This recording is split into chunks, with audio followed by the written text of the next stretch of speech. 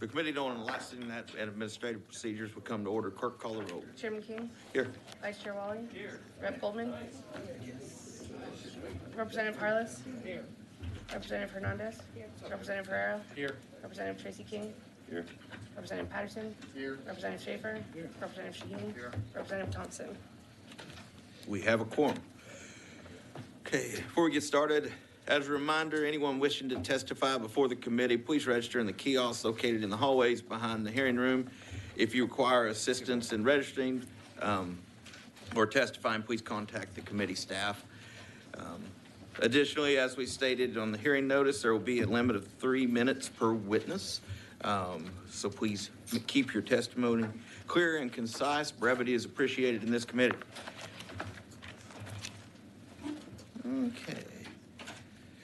Chair lays out House Bill 1568 and recognizes Representative Allison to explain the bill. Thank you, Chair King, members, for the opportunity to lay out House Bill 1568, which has been entitled the Mitchell-Chang Swim Safety Act. This is a bill that attempts to help with a very tragic situation involving the drowning death of a young child in my district, one of my constituents' family that you'll hear from later. Surprisingly, swim schools are not licensed in any capacity whatsoever. Not just minimal requirements, minimal licenses, absolutely none. Whereas we license virtually everything else that's around involving children, from playground equipment to child care centers, but absolutely nothing about swim schools such as the one that is involved here. In fact, this swim school existed in a strip center within my district, and it was the only operation in that center that didn't have some licensing requirements.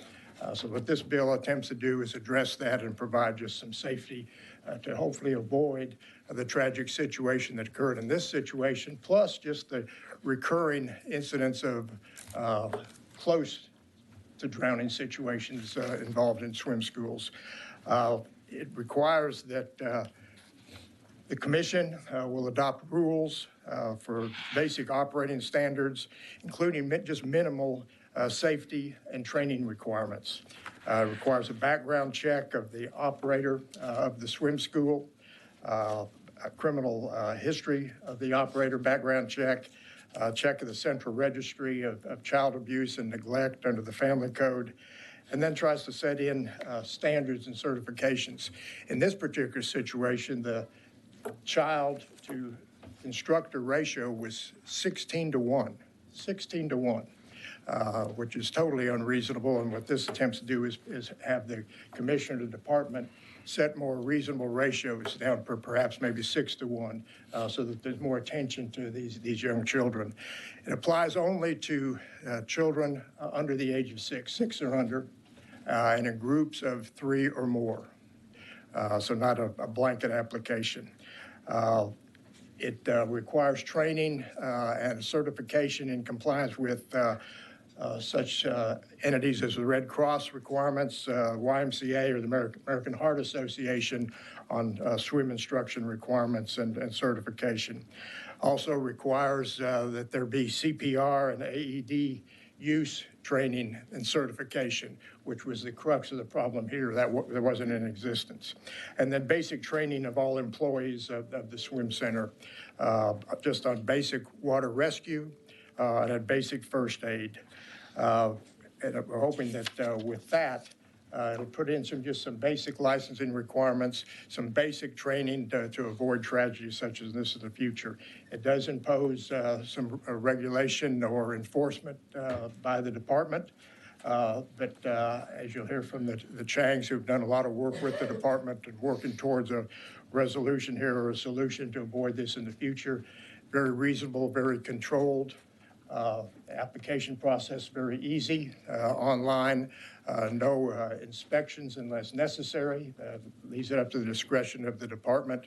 But of course, if there are any serious events like occurred here, there would be an inspection and follow-up.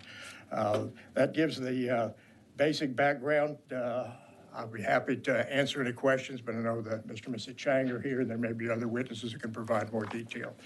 So I appreciate this opportunity and reserve the right to close. Members, questions? Mr. Allison? Mr. Schaefer? Thank you, Mr. Allison. So what exactly is the problem that we're trying to fix with this bill?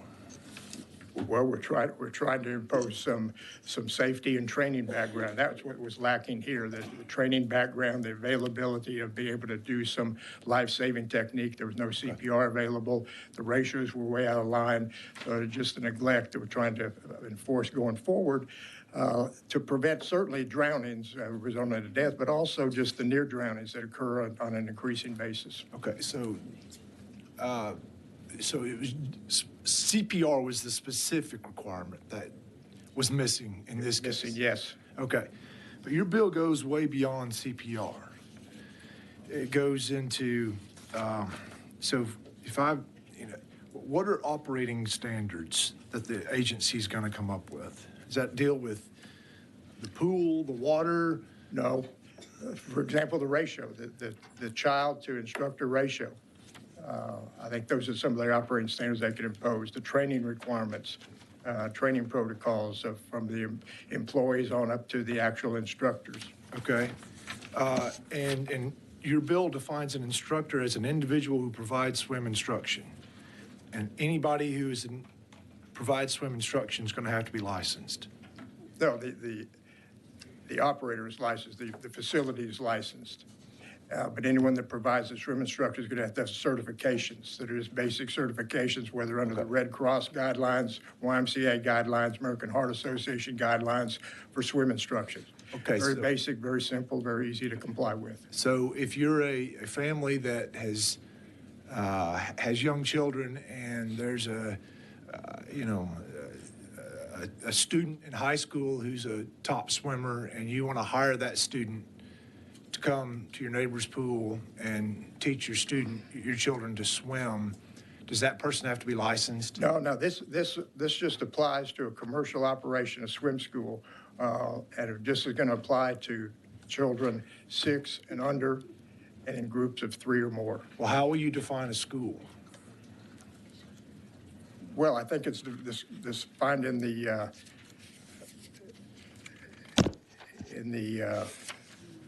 trying to find it. Right, operator defined, it means a company, corporation, partnership, or sole proprietorship that provides swim instruction in the ordinary course of business. So a high school student that teaches swimming in the summer, is he an operator? He's an instructor. Yeah, the operator is the owner of the operation. Okay, so he's the sole proprietor and he's teaching students to swim in the summertime. Is he required to comply with this law? If he's being paid for it, if it's part of a swim school operation, yes. Well, you keep saying swim school operation. This is I'm just asking these questions as I can name the individuals in my community that do this, okay? Will that young man now have to get a license if he's got a handful of families that he goes from pool to pool and he teaches those students how to swim? And he gets paid for it. No, I don't think that would fit. This is designed to fit not the backyard operation where it's just done with a few, but where there's a commercial operation like this. Well, but I'm struggling in the bill to understand what the difference is, because you're saying that if they're sole proprietor, they get paid, and they're an instructor, that brings them under the bill. Yeah. Well, that defines what I'm talking about. So I'm just telling you that there are a lot of families out there that, there may not be swim schools in their communities. Okay, you go into rural areas, there is no swim school. But you have students, college students during the summer, high school students during the summer who are top swimmers who teach kids how to swim in backyards. Yeah. So are they going to be violating the law if they continue to do that without even knowing that this bill exists? Because there's no lobby or organization or association that's going to send them a newsletter. They have no lawyers, no attorneys that's going to inform them that now they're doing something wrong? How will they know?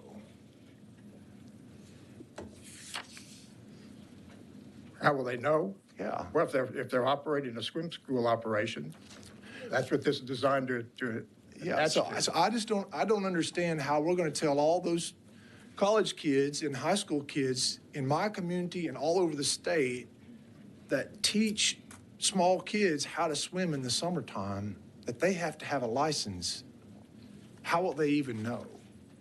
And is that what we're trying to do with this bill?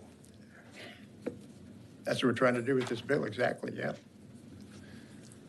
So there will be, so I actually worry that if we do this, we're going to have the exact opposite effect, that there are going to be fewer people getting swim instruction because, one, these students won't know what to do, and they hear they have to get a license. They're not going to know, they're going to be concerned about having to pay a fee, concerned about all the regulation that comes with this, and they just simply won't do it. I disagree. I disagree. I think we're getting beyond what this is intended to Okay. attach to, is a commercial operation or a swim school operation, like in this one, is in a commercial setting in a strip center mall.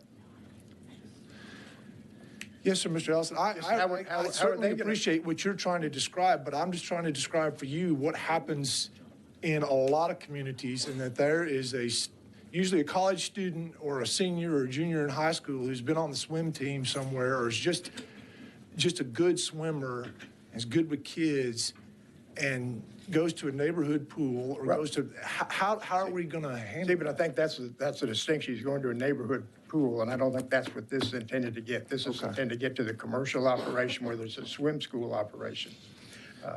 Well, I think maybe the definitions don't provide for that narrowing. Well, I'd be happy to work with you on further definitions if that's what your concern is. Okay, thank you, Mr. Allison. Thank you. Members, other questions? Let the record reflect that Ms. Thompson has joined us. Any other questions for Mr. Allison? No? All right, we're going to reserve your right to close. You have several witnesses, and I don't have mine pulled up, so who are we calling? Okay. Chair calls Annie Spillman. Ms. Spillman, for the record, please state your name, who you represent, your position on the bill. Good morning, Mr. Chairman, members of the committee. My name is Annie Spillman. I'm with NFIB, and I'm here, unfortunately, respectfully, to testify against House Bill 1568. We, NFIB, represent a little over 22,000 small business owners in the state of Texas in varying industries.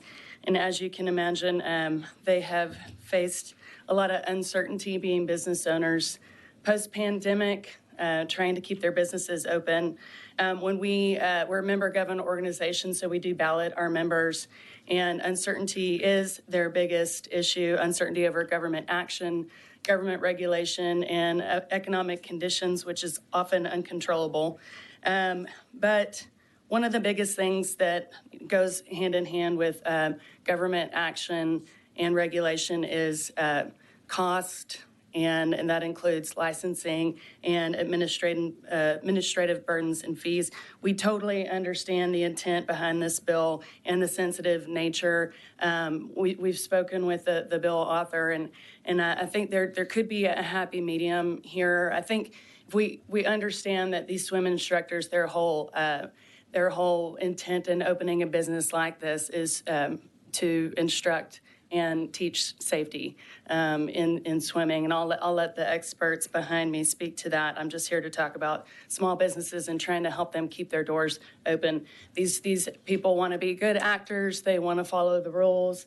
Let's try to think about how we can help them keep their doors open, give kids jobs to become swim instructors, teach safety, but let's try not to focus on imposing these penalties that could potentially shut them down, or the overburdensome licensing every 2 years. There's a database that it creates where these folks that would potentially be being slapped with fines would be in a database for about 5 years, like I said. And we found in certain cases, for instance, like on a wage theft database, that sometimes there could be some sort of oversight, and some people are listed on these databases, and it's almost like an act of God to get off of these databases. The administrative penalties are like $500 a day.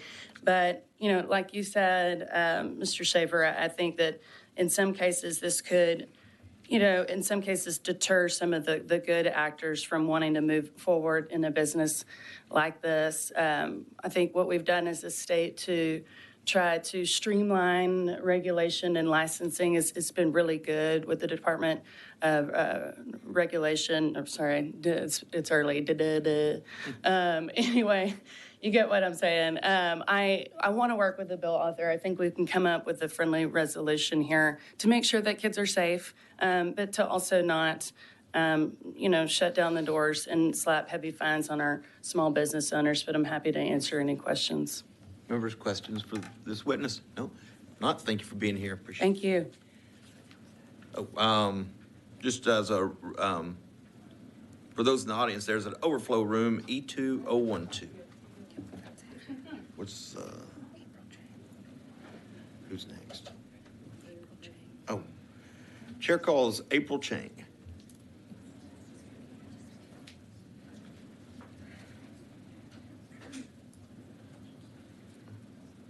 Is that her? Okay. Ms. Chang, for the record, please state your name, who you represent, and your position on the bill.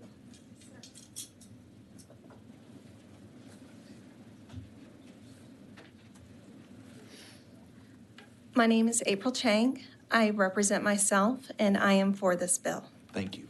Please go ahead. I am this cutie's mommy.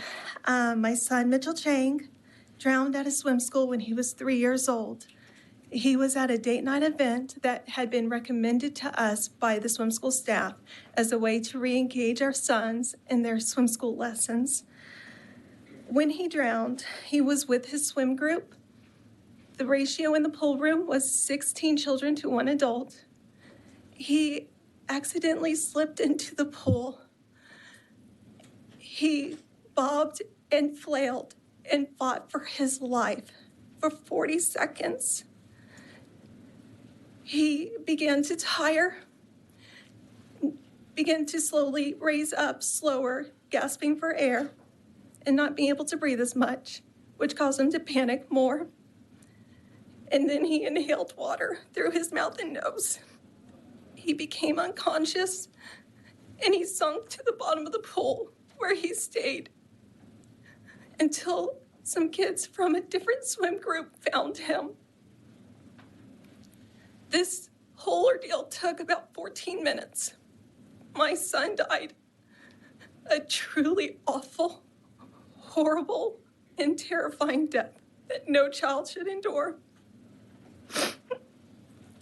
His death showed us the need for very basic and minimal safety standards for a relatively new industry. It was his swim school that did not have the life-saving medical equipment like an AED that could have made the actual difference of saving his life. It was his swim school that the employees did not have the proper training and certifications. It was his swim school that was a part of United States Swim School Association. The owner actually had been a president for that organization for many years, shortly before Mitchell drowned.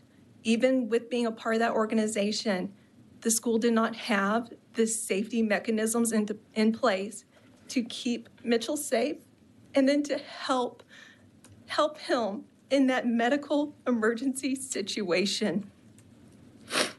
So Mitchell's bill was created. We got input from the American Red Cross and the YMCA. Thank you so much, ma'am. The YMCA. They are considered the gold standard for water safety. Since Mitchell's bill last session, we had been contacted by many adults and parents asking how can they report safety incidences that happen during their child's group swim lessons. that were concerning to them. These safety concerns ranged from far too high of ratios, like 10 to 1 during swim lessons, all the way to near drownings. Right now, there's no mechanism in place for a parent or a guardian to be able to report any safety concerns. There's no governing body over this. How many deaths does there need to be for this to be prevalent enough issue for there to be safety standards in place? People don't die getting haircuts. They don't. Haven't heard of it much lately. But it's still a licensed and regulated industry for good reasons. Mitchell's death was enough. The near drownings that have happened, they're enough. Their lives matter. This is an inherently dangerous environment because it's water with very small children who cannot swim, who are in water over their heads. It's just naturally a dangerous environment. I cannot think of an industry that honestly needs safety regulations and licensing more than this. It's definitely more needed than auctioneering and screen printing. Mrs. Chang, Yes. I'm going to stop you and let Yes, members sir. have an opportunity to ask a question. Got one? I've got one. Yes, sir. If it is your testimony, if there had been a safety regulation or some monitoring system, your son wouldn't have drowned in that pool. No, sir. Honestly, no. If this had been a licensed industry, we would have had the resources to be able to have made an educated choice on our child's safety. Because when we went there, we asked questions. We actually did. We didn't ask to see their certifications. We didn't ask to see proof of things. We just asked questions. But there's no database for us to look up to see if there's been issues at a place. One of the individuals who was watching Mitchell that day had write-ups, 3 write-ups in her file for not properly watching children in the water. And one was actually a very serious safety incident that was about, I think it was about 15 seconds. Some would consider that a near drowning. If there had been a way for a parent to be able to make a report, and we had seen reports, we would be able to make a more educated choice for our child. And I promise you, he would never have gone to that swim school. Thank you. Members, other questions? Ms. Chang, thank you for being here. Thank you. Should I leave this up for my husband? Sure. Yes.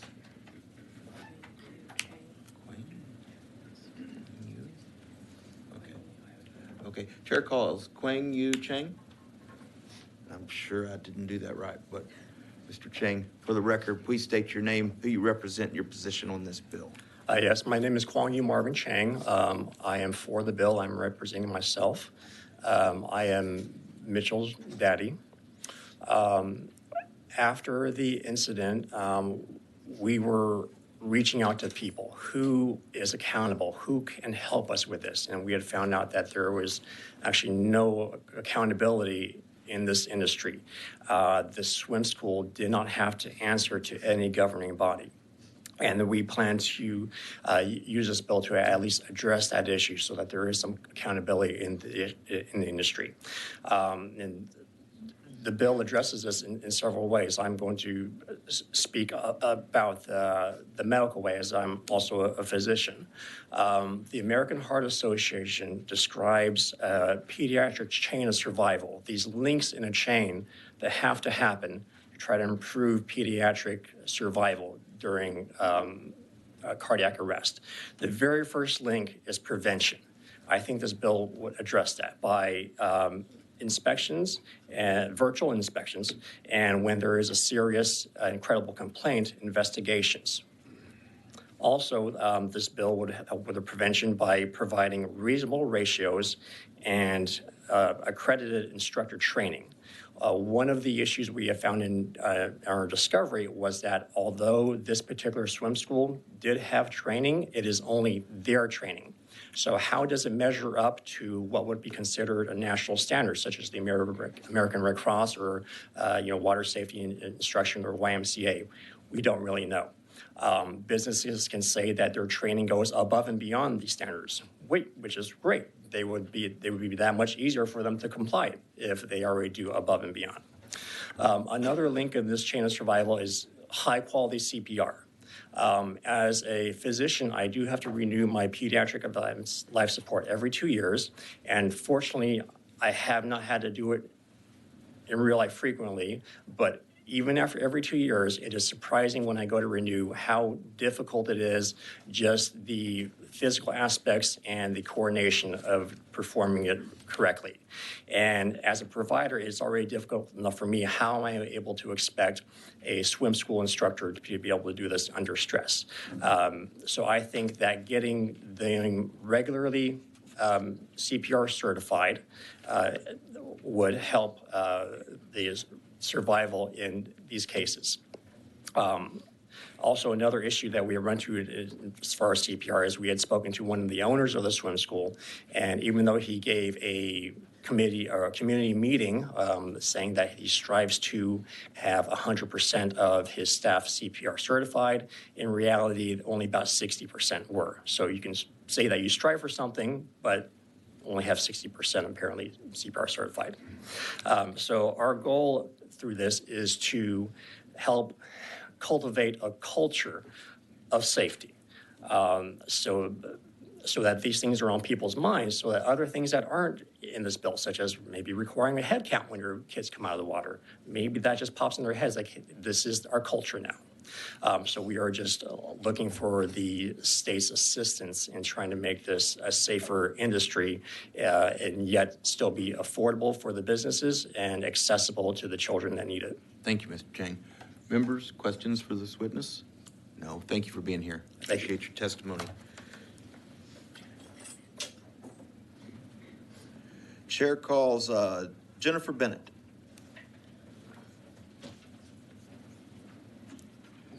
Ms. Bennett, for the record, please state your name, who you represent, your position on this bill. My name is Jennifer Bennett. I represent myself and Parents Preventing Childhood Drowning, and I'm in favor of this bill. Go ahead. Thank you very much. Ladies and gentlemen of the committee, it is an honor to be able to speak to you today. I'm a board-certified emergency room nurse in Houston, and I serve as president of the nonprofit organization Swim Safe Forever, representing Parents Preventing Childhood Drowning. I am also speaking to you today as a mother who has lost a child to drowning. According to the CDC, drowning is the leading cause of death for children aged 1 through 4, thereby making water the most dangerous environment for a child to be in. Even with that being said, these statistics are from underreported data. The Texas Registry is dependent on CPS cases and medical examiner reports with drowning listed as the determination of death. A child who dies several days after a drowning incident may not be listed on the report because the cause of death may be categorized as other. In addition, drowning registries do not include non-fatal drownings, which by current report may be 5 to 8 times more than the fatal drowning number. Meaning for every child who dies from a drowning, 5 to 8 more children have survived a non-fatal drowning, some sustaining lifelong disabilities. For instance, in 2018, the year that Mitchell had drowned, the American Academy of Pediatrics estimated 900 drowning deaths in the United States. That year, approximately 7,200 non-fatal drowning victims presented to an emergency department. Currently, there is no way of knowing how many injuries are sustained in a learn-to-swim environment. Even Tracy Colaber, the United States Swim Association president, testified last session before the House committee that she agreed with the Changs. More research needs to be done in the statistics. There is no method of tracking in place. My 17-year-old daughter, who works at a movie theater, holds more government-regulated state certifications than the average swim instructor at a swim school, and she is serving popcorn. Yet a child can drown in as little as 30 seconds. Again, water has been deemed to be the most dangerous environment for a young child, and we are trusting this industry with their lives. It should not be taken lightly. Yet there are no regulations in place to protect their safety. We are asking for that to change so that not one more family will have to experience this tragedy in this environment. The regulations proposed are minimal and not costly, and our children will be safer with them. Thank you. Thank you. Members, questions? Nope. Thank you very much for your testimony.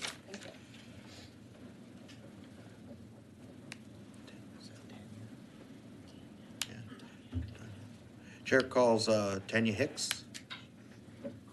Ms. Hicks, for the record, please state your name, who you represent, and your position on this bill. Yes, sir. My name is Tanya Nicole Hicks. I represent myself, and I am for this bill. Okay. Good morning. I thank you in advance for hearing our story and why the Mitchell-Chang Water Safety Act needs to be passed through your support, and hopefully you all see that today. Mine is one of many cases that happen in Texas and throughout the U.S., but you don't ever hear about them because there is no way to report them. I am here thankfully to share with you about my brave little girl right there. And that would have been Mrs. Chang's age of her son right now. And ours happened within months of each other. We took her to Aqua Tots in Flower Mound, Texas, which is also registered with the United States Swim School Association. That day, she was supposed to be learning proper safety swimming. By them, ended in pure terror and with our daughter in the Children's Hospital with fluid on her lungs. When I saw my daughter go completely under, I was banging on the window, banging hard, because that's where they make you stand and sit. And she finally turned around and picked her up. I ran through the side doors to grab her. And I know I could have been in the bathroom. I could have been filling out paperwork still because it was a day before Mother's Day. I could have been without my daughter on Mother's Day. She had fluid on her lungs when we took her. I was flabbergasted when I looked everything up because you don't know. You don't even have to be CPR certified, which I am just flabbergasted by. I talked to the owner. You know what the owner of Aqua Tots said? There was supposed to be a deck supervisor on there, but they weren't there that day to even monitor it. And you don't even have to be certified for that as well. And she offered free swim lessons after that. And I was like, I was terrified to even go into another swim school again, and it was very terrifying. She's like, I'll pay for your hospital bills, but my husband had a surgery that year. We met our deductible, and then I looked online. There is zero accountability. I was a teacher for many years, had to have certification, CPR. I don't understand why swimming instructors can, not even have simple CPR certification that can save a life. I thank you for your time. I'm extremely confident that you guys will take heart in this bill because it's very, very important. And, I saw her face. And I was trapped behind a window to see her with her arms going up like that and inhaling water. And I know without a doubt my sweet little girl that you see would not be here today if I wasn't there. Thank you, Ms. Hicks. Members, questions for the witness? Seeing none, thank you for your testimony. Hey, thank you for your time. Yes, ma'am. Chair calls Sandra Walker, Dr. Sandra Walker. Dr. Walker, for the record, please state your name, who you represent, and your position on the bill. My name is Sandra Walker. I represent myself, and I'm in favor of this bill. I'd like to thank you all for allowing me to speak. I'm a board-certified physician anesthesiologist. I practice right here in Austin, Texas for the past 10 years. I'll be speaking about the critical importance of automated external defibrillators, or AEDs, in the survival of patients suffering from cardiac arrest. My anesthesia practice is heavily pediatric, and my work involves ensuring patients have adequate oxygenation, breathing, and cardiac activity during surgery. My job also involves the use of CPR and defibrillation when critical situations arise. This legislation is addressing swim schools, so I'll specifically speak about drowning victims. The life-saving steps of CPR, including the use of AEDs, are the same regardless of the cause of cardiac arrest. I think there is a misconception that AEDs should not be used on drowning victims, but in fact, they should absolutely be included in the resuscitation effort. Seconds count during cardiac arrest. The moment a child stops breathing, the clock starts ticking. The time to neurological brain damage can be as little as 2 minutes in a pediatric patient. That clock does not stop at the time the child is retrieved from the water. It continues ticking until the child's heart starts working and oxygen delivery is restored to the brain and body. These little ones have a much higher metabolic oxygen demand and a lower reserve in their little bodies compared to adults, so rescuers have even less time to restore oxygenation before damage can occur. Return of spontaneous circulation, a beating heart, is the goal in these resuscitative efforts, and both CPR and AED use are vital tools toward achieving this goal. AEDs are easy to use. My own 12 and 14-year-olds are American Red Cross certified for CPR and AED use. AEDs are basic and critical tools in the CPR algorithm. When used early, they offer the victim the highest survival rates and decrease the odds of permanent neurologic brain damage. A few statistics I have for you guys. CPR alone without AED use has a 7% survival rate at 1 month, while with AED utilization, a 33% 1 month survival. Every minute that a cardiac arrest victim does not receive defibrillation, their chances of survival drop by 7 to 10%. AED use prior to EMS arrival increases survival by 24% and favorable outcomes by 25%. So that would show the importance of having an AED in the swim school to be used before EMS got there. American Heart Association is campaigning to increase awareness that defibrillators should be applied and used in children during out-of-hospital arrests. One study found that 10% of such children had an AED even applied during resuscitative efforts, but those that did have one had higher survival rates. Thank you very much for your time. Thank you very much. Members, questions for this witness? Seeing none. Thank you for your testimony. Thank you. Chair calls Andrew Neely. Mr. Neely, for the record, please state your name, who you represent, your position on this bill. Mr. Chairman and members of the committee, thank you for the opportunity. I'm in opposition of HB 1568 as filed. Would you please state your name? I'm Dr. Andy Neely. Thank you. My wife and I are the owners of the Aquatot Swim School in Round Rock and several other cities in Texas. We are not the owners of the Flower Mound School. I'm so sorry. Aquatots has been in Texas since 2009 when we first opened the first Aquatots in the Austin area. The 5 Aquatots that my wife and I provided more than 150,000 swim lessons last year, and we've done more than 1 million swim lessons since we opened in 2009. We're now one of several Aquatot small business owners in Texas. Unfortunately, for those of us that live in this industry and have Google alerts set up, our phones buzzed this morning with another drowning, an adult drowning at Lake Belton of a person that was fishing. And unfortunately, statistically, Texas loses 75 to 80 little children each year to childhood drowning. Here's the interesting reality of that. Our time at Aquatots in the last 14 years, in some respects, has paralleled the growth of the professional swim school industry. And in the last 14 years, while Texas has grown by more than 5 million residents, the average drowning has remained about 75 to 80. I'm absolutely convinced one of the reasons there are not more children drowning in Texas is because of the good work that professional swim schools are doing. I want you to know that swim schools are not in need of state regulation as outlined in HB 1568. A majority of the swim schools already follow strict standards in place by the U.S. Swim School Association. Background checks are done on all staff members, not the owners. We always have at least one CPR first aid certified individual. Did you have a question right now, sir? Go ahead and finish your testimony. You're just going to get a chance. Life-saving equipment is on staff or is on site, shepherd's hooks, ring buoys, things like that. No more than 1 to 6 teacher to student ratio. The event that the tragedy occurred at was a date night, not a typical swim lesson. We all have emergency action plans in place. Instructors receive 40 hours or more of formalized training, and we all have insurance policies in place. So this is a serious business for small business owners that are passionate about childhood drownings.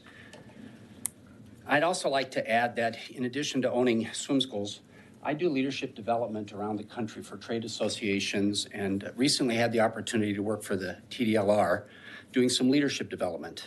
And I recognized how understaffed and overworked they are. The challenge of adding one more licensing responsibility to a state that is already overwhelmed with the growth we've seen would not be a wise move. For that reason, I respectfully ask that you oppose HB 1568 in its current condition. Thank you for your time and attention. Any questions? Thank you for your testimony. We do have a question. Mr. Schaefer. Thank you. So you said there is a national organization that provides some type of a certification for your. Yeah, the U.S. Swim School Okay. Association. So, and with that certification, are there, to achieve that certification, are there some requirements that you've had certain safety training?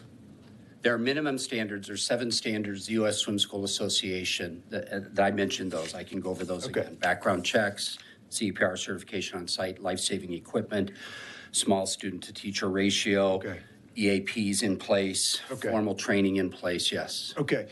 So we all drove here to the Capitol in cars, and the mechanics who work on our cars have no license from the state of Texas, no license from the government at all. But mechanics who work on the brakes that take our 4,000-pound vehicles down the road at 80 miles an hour with our family at them, no license, those mechanics often get the ASE certification. You can see it advertised on the windows that those mechanics are certified based on a national certification program. And the public trusts that with the brakes on our car. Do you believe that this kind of trust can be developed with this organization that you're talking about? I do believe it can be. There's approximately 500 swim schools around the country that are members of the U.S. Swim School Association. We take the work that we do very seriously as small business owners. I believe my wife and I have overseen a staff that's done more than 1 million swim lessons in Texas in the last 14 years.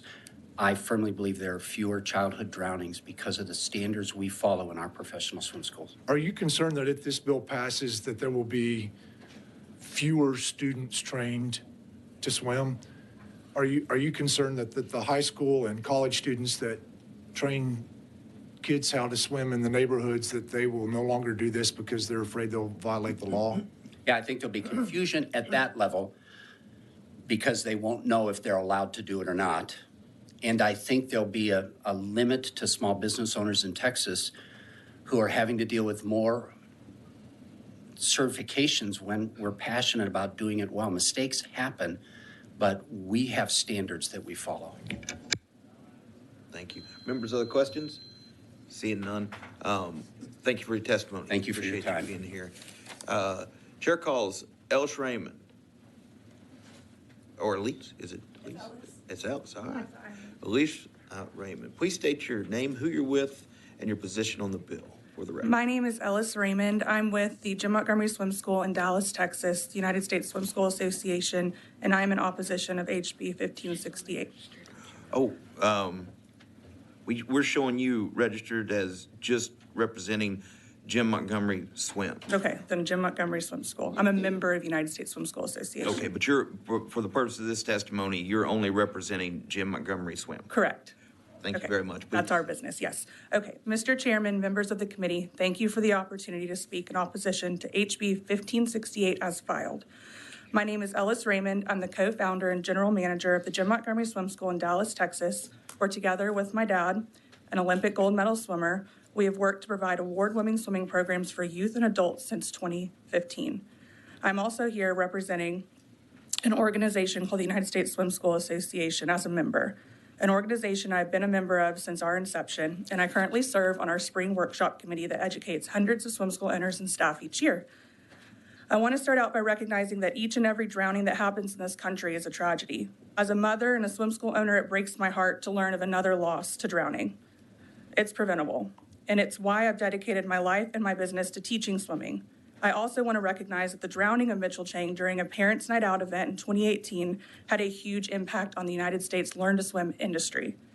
We recently polled our association members. We've had many discussions if they're still offering any kind of parent night out events. The majority of our members have responded that due to the drowning of Mitchell Chang, they no longer offer those events. It's not something that we take lightly. Mitchell's life does matter. It's impacting swim schools across the country. We've updated our policies, no longer offering these parent not present events. We want our parents on deck. We have benches. We want them out there. We want them to feel involved. I want them to hear what we're doing, to see what we're doing, to know what's going on in our lessons. My concern is that the bill as filed is focused on regulating swim instructors and swim lesson providers when Mitchell's drowning took place when there were no swimming lessons being offered. I'm also a Red Cross lifeguard instructor. I taught Red Cross swim lessons for 3 years when I worked in a municipal pool in Dallas. Our standards at our swim school in comparison to Red Cross, I believe, are exponentially stricter. For example, we have a max ratio of 3 students to 1 instructor for beginners, 4 to 1 for our intermediate and advanced students. Red Cross lessons, a program used by a number of municipal programs that are excluded from this bill, can range from minimum 5 to 1 to 10 to 1. YMCA on average is 6 to 1 student to teacher. On average, we find that the members of the United States Swim School Association require their instructors at least a minimum of 40 hours of training and certifications, while on average, the Red Cross basic swim instructor is 24 to 25 hours. In 2022, the members of the association reported over 12 million lessons being taught. Lessons that are taking place daily around the country without incident, conducted by individuals with a passion for teaching water safety and the life-saving skill of swimming to help make everyone safer in and around water. We agree that swim lessons should provide the safest environment possible, and we encourage parents and caregivers to learn more about the swim lessons being offered in their community and the standards set by organizations like the United States Swim School Association. Working together, I truly believe we can save lives. For those reasons, I respectfully, I'm finished. Appreciate your testimony. Members, are there questions for this witness? Seeing none, thank you for being here. Thank you. Chair calls James Spires. Is that right? Spears. Okay. I'm gonna. Mr. Spears. Mr. Spears, yes. For the record, please state your name, who you represent, and your position on this bill. Yes. My name is James Spears. I'm representing Stop Drowning Now, which is a national organization, and I'm opposed to the bill. Thank you. Please proceed. Mr. Chairman, members of the committee, thank you for the opportunity to speak in opposition to the bill. My name is Jim Spears. I am president of Stop Drowning Now, a nonprofit 501c3 offering resources for people working to eliminate drowning in their communities. We provide water safety tools and support to aquatic professionals, task force, municipalities, and educators. Stop Drowning Now was founded by a group of swim school owners who believe that drowning can be prevented through education. Many of our supporters teach kids to swim. Others include doctors, health professionals, classroom educators, entrepreneurs, and families who have lost loved ones in drowning accidents. Our focus is on dryland water education, providing tools such as classroom curriculum, storyboards, community water safety challenges, and support for high school clubs that offer water safety education. Last year, one of our board members for Stop Drowning Now, who is in Louisiana, who is a parent who lost a child, was able to get water safety curriculum approved in Louisiana for classroom lessons from K through 12th grade, and from introduction to the governor signing, it took 3 months. It was done that quickly, which is pretty cool. As an organization, we support water safety legislation. We want to ensure that the legislation gets passed correlates to what we know about where drownings take place, as well as evidence-based layers of drowning protection. With the time I have left, I'd like to talk about supervision and the critical role it plays in drowning prevention. The goal of the bill, as I understand it, is to prevent drowning. Most drownings are related to a breakdown in supervision for ages 1 through 4, and they're happening in backyard pools. So I'm gonna give you a few stats just real quick. Drowning is now the leading cause of death in children ages 1 to 4. It used to be the leading cause of unintentional death. It is going up. 80% of drownings happens in hot tubs or backyard pools for children. 23% of drownings happen at a family gathering. 88% of drownings happen when at least one adult is present. And finally, 70% of drownings occur during non-swimming times. Again, the issue is the lack of supervision or not enough supervision. That is the true issue. Education is a component to swimming safety and drowning prevention. However, it's missed from this water safety bill. When speaking with parents after a drowning of a child, the response I always hear is they just didn't think it could happen to them. It's been my experience that swim schools offer a safe and informative environment for children, parents, and the community to learn about water safety and the importance of life-saving skills of swimming. Swim instruction is not where we find drownings happening. In fact, swim lessons have been shown to reduce the risk of drowning by 88%. As it currently is written, the bill could not actually prevent or reduce the number of swim schools. As it currently reads, it could reduce the amount of swim schools in the state. Thank you, Mr. Spears. Members, are there questions for this witness? Seeing none, thank you for your testimony. Thank you.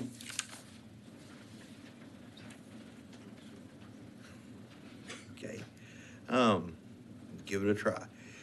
Chair calls Chris McCuston? Whiston. It's okay, I get it all the time. All right. For the record, please state your name, who you represent, your position on this bill.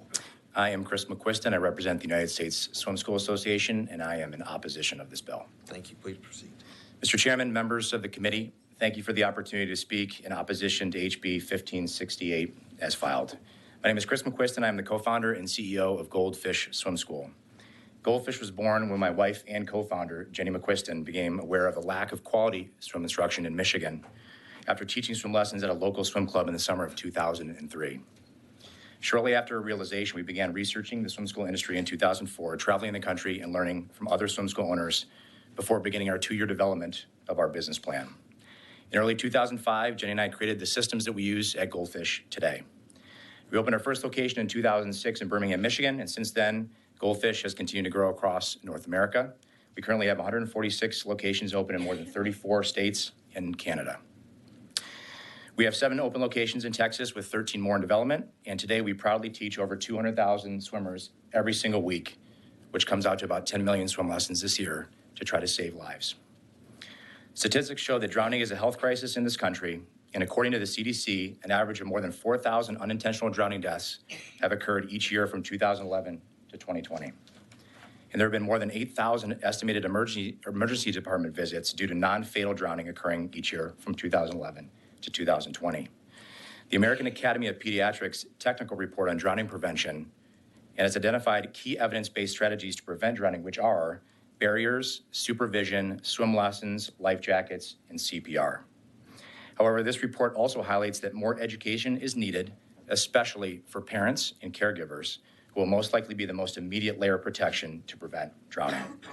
Swim schools will work to provide this education to parents and caregivers through water safety education classes. We also fully agree with the statement within an American Academy of Pediatrics report on drowning prevention that states it must be stressed that swimming lessons in isolation will not drown-proof a child. The goal of swim lessons is to reduce the risk of drowning. The AAP recommends swim lessons as a layer of protection against drowning that can begin for many children as young as 4 months old. The unfortunate trend we see in the learn to swim industry today is a shortage of both swim instructors and lifeguards. Swim schools across the country have a long wait list of families waiting for swim instruction.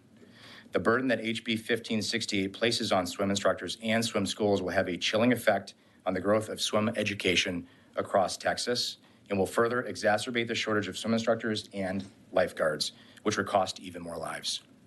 As mentioned earlier, we operate in 34 states, and there are no requirements or regulations like HB 1568 in any of those states. We hope that won't be the case here in Texas. I respectfully ask that you oppose HB 1568. Thank you for your time and attention. I'd be happy to answer any questions. Thank you for your testimony. Members, are questions? This witness? Seeing none, appreciate you being here. Chair calls J. Kevin Tucker.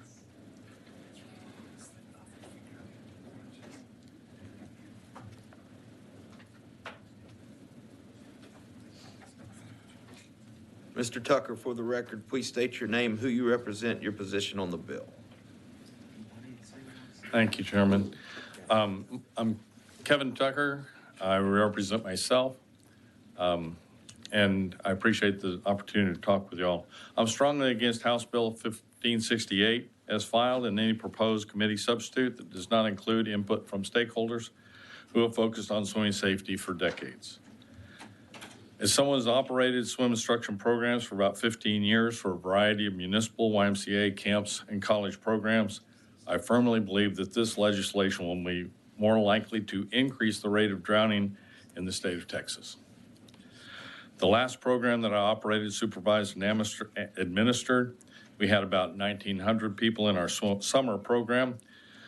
So I'm thoroughly aware of the needs and requirements of swim instruction programs and safety. I taught and trained instructors for programs ranging from kids 6 months old through scuba, and no one wants a child or adult to drown in a pool that they are running.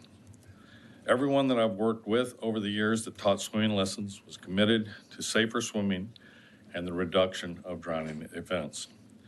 This bill proposes to have TDLR set operating standards that are primarily already set by the Texas Department of State Health Services.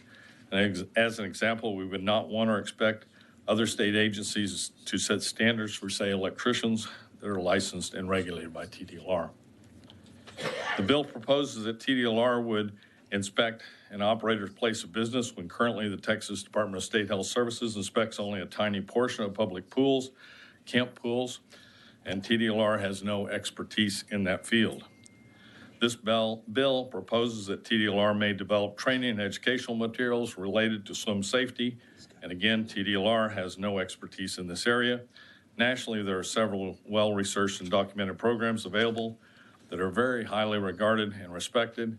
We do not need TDLR trying to reinvent swimming programs. Currently, requirements exist for lifeguards and safety equipment required by the Texas Administrative Code 265L. And from what I see, the current best practices require lifeguards during group swimming instruction. To summarize, I see fundamental problems with the proposed legislation. I also believe that if legislation were enacted, we'd experience even fewer swimming and water safety programs, which would result in additional drownings and non-fatal drownings. I strongly believe that we're teaching fewer people to swim as a percentage of our population than we did about 30 years ago. If we truly want to save lives and reduce drownings, we need to support and encourage swimming and water safety programs to everyone. And this bill does not do that. Okay. Members, questions for this witness? Seeing none, thank you for your testimony. Thank you. Appreciate you being here. Pam, the chair calls Pam Stryker. Ms. Stryker, for the record, please state your name, who you represent, and your position on the bill. Pam Stryker. I'm an educator and representing Stop Drowning Now. I'm with the author on the curriculum. We have you registered as representing U.S. Swim School Association. Is that right? Stop Drowning Now, or U.S.? Yeah, we can't have that. We can't have a conversation back and forth. Okay. So I need your permission to either show you as registered for testifying on behalf of U.S. Swim School Association, or if you would like to change who you're representing, we can do that for you. But I'm fine with U.S. Swim School Association. Thank you. Yes. Mr. Chairman, members of the committee, thank you for this opportunity to speak in opposition to this bill. My name is Pam Stryker. I am a school educator with 50 years experience in the classroom. I have taught early childhood through college. I am also the author of the Stop Drowning Now, which is a nonprofit that Jim Spears spoke about, curriculum that is a dry land curriculum. It's a classroom curriculum. We offer it as a resource for people that are working to eliminate drowning in their communities. What brings me here today is my concern for the need for swimming and water safety instruction for all children and their caretakers, as well as the need to recognize the vital role that swim schools play in our children's safety. As an educator and somebody who has spoken in this house before about the TEKS, which are the standards in Texas, I can tell you that Texas currently does not include specific water safety standards in their health or their physical education TEKS. There's a general statement where children should be aware of things like playground, water, and et cetera, but there's not a single specific standard that we are educating our children as a state about. So it does fall then on our swim schools that are there. Teaching children falls back on the parents or the swim schools to have them understand the importance of what can happen in water. Now, history has shown effects of empowering children with knowledge. You may remember the old buckle up for safety, and when I say that, the little jingle may go running through your head. Also, the Smokey the Bear campaign, the Don't Mess with Texas, and more in Austin, the Save the Bats campaign. It all started with educating children. And those children then educated the adults and their parents, and they became passionate for those causes. Part of the curriculum that we use, we teach kids songs and jingles, those things that stick with them. So when they're near the water, they may have a song going through, "Don't go into the pool," that goes through your head. Engaging children in learning, and then to have them educate them around them, all the adults and caretakers around them, is a very powerful tool in education. Through swim lessons, community activities, dry land education, swim schools in Texas are the ones that are making that impact right now.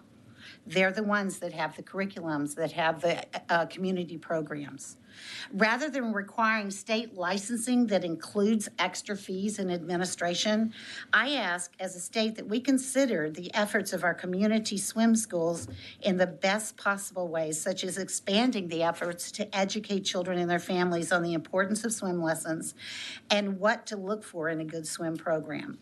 Parents can then make an educated choice to utilize the swim school that best fits their family. Thank you, Ms. Stryker. Members, questions for the witness? Seeing none, thank you for being here.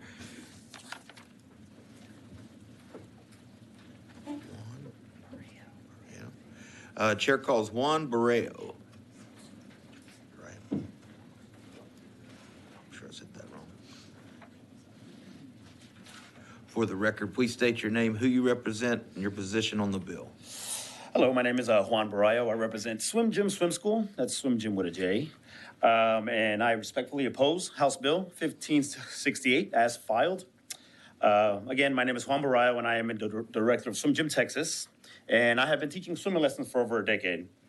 In my years at Swim Gym, safety has never been an afterthought, and it has always been a priority in how our classes are formulated and conducted. Over the years, we have even made decisions to lower the ratios for student and teachers in the classroom in order to keep classes safer, structured, and more productive. According to the CDC, drowning death rates for Black people are 1.5 times higher than the rates for white people, and the disparities are highest among Black children ages 5 through 9 and ages 10 through 14. Recognizing the disparities, we understand the disparities in our communities. We understand that during the summer, swimming is a necessity, and we really need swimming lessons. And we really try to reach out to those underprivileged communities.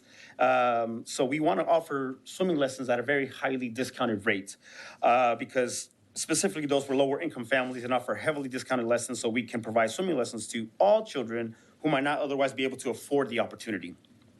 Swimming is a life-saving skill, and swimming lessons should not be exclusive to those families with higher incomes.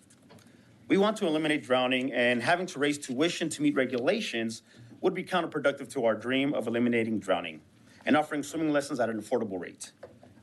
Respectfully, again, I oppose House Bill 1568 because as is written, and I feel that it'll create an unnecessary barrier to offering swim instruction in Texas. Thank you for your time, and if you have any questions, I'm here. Thank you for your testimony. Members, are there any questions? Seeing none, we appreciate you. Who we got next? Oops.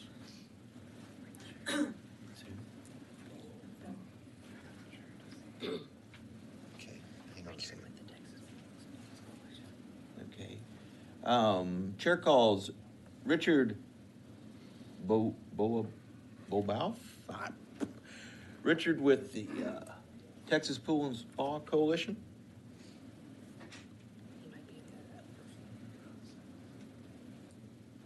This one once. Wait, what? He's coming. Okay. Thank you. For the record, please state your name, who you represent, and your position on the bill. My name is Richard Bobeff with the Texas Pull and Spa Coalition, and I'm against this bill. Chairman King and members of the committee, on behalf of the Texas Pull and Spa Coalition, I submit this testimony regarding today's committee agenda. As an industry that is dependent on water, swim safety is paramount. TPSC is critically aware of the need for swim safety education and improved enhancements to ensure every child knows how to swim. Swim schools and instructors are an essential service to ensure drowning prevention and proper swimming lessons are taught. The TPSC is partnered with the Pool and Hot Tub Alliance Step Into Swim program, which is committed to creating more swimmers among our nation's youth by providing access to safe swimming education in underserved communities. We are strong supporters of the United States Swim School Association, which is dedicated to infants and children of all ages participating in swim lessons. House Bill 1568 and its heavy regulation would negatively impact swim school students, instructors, and operators. House Bill 1568 would reduce education services and reduce aquatic school construction. Of note, this bill would impact children in underserved communities learning how to swim. Finally, the proposed legislation imposes an onerous fee structure. With the continued rise of inflation, swim schools will increase costs to offset the fees, decreasing the number of available swimming education services for children. House Bill 1568 would have the opposite effect the proponents advocate for: less water safety instruction. The Texas Pull and Spa Coalition very much appreciate your service on behalf of your constituents and the state of Texas. Thank you for your consideration. Thank you for your testimony. Members, are there questions of this witness? Seeing none, thank you for being here. Thank you.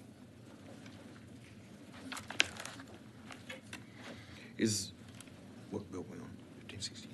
Yeah, that's right. Is there anyone else who wishes to testify on, for, or against House Bill 1568? Ma'am, have you registered in the kiosk? Yes, sir. Okay, come up and we'll get this fixed. What's your name? Tracy Lehman. With the Houston Swim Club? Correct. You registered not to testify. Okay, Oops. that's okay. We've got it. Okay. Tracy Lane, Correct. we show you registered as representing the Houston Swim Club and against the bill. Correct. Go ahead, please proceed. As an owner of Houston Swim Club with my two sisters, we have 7 locations in the Metro Houston area. At Houston Swim Club, we have a passion for saving lives, one swim lesson at a time. That passion planted its roots in a neighborhood pool in 1961 when it was under the guidance of the aquatics director of the University of Houston and U.S. Olympics coach Phil Hansel. It wasn't until after the swim school was purchased by my mom in 1994 that it began its evolution into what it currently is today. With the help of many, she built it into a family-owned and operated business that continued to provide quality swim lessons in the Houston area. I share all of this to say that we are passionate about water safety and quality education and are not opposed to maintaining high standards to keep swim lessons safer. There are items within House Bill 1568 that swim schools across Texas have already implemented because they are quality programs that care about safety and keeping swimmers safer in and around the water. The challenges with the bill, as filed, are around the exclusions listed and the required swim school instructor certification program identified. The way it is currently written, the bill defines it to be applicable only to instructors teaching 3-to-1 ratios or higher. This excludes lessons that have the potential to be the most dangerous, namely backyard programs or traveling programs that use water at apartment or neighborhood pools.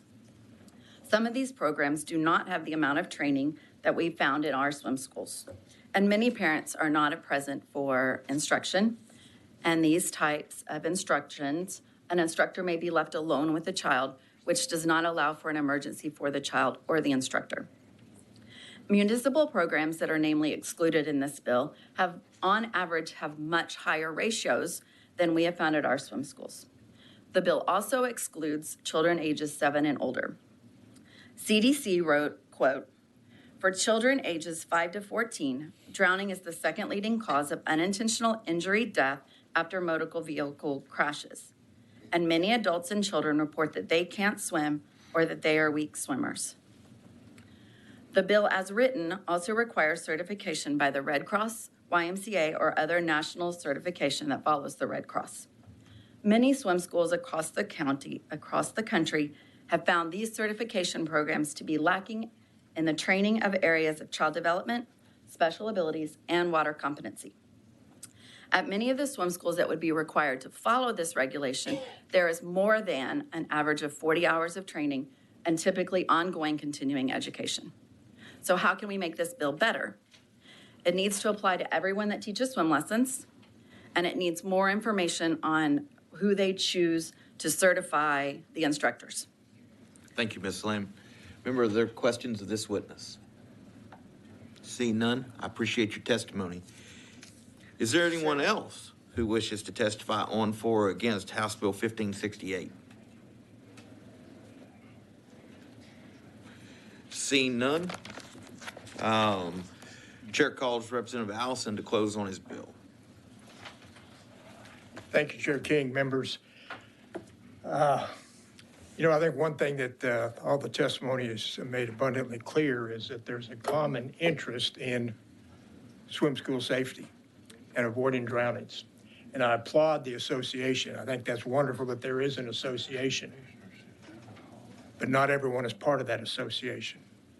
And just being part of that association that may have provisions and rules or regulations, however we want to characterize them, obviously, from this one tragedy, as a single example, it wasn't followed.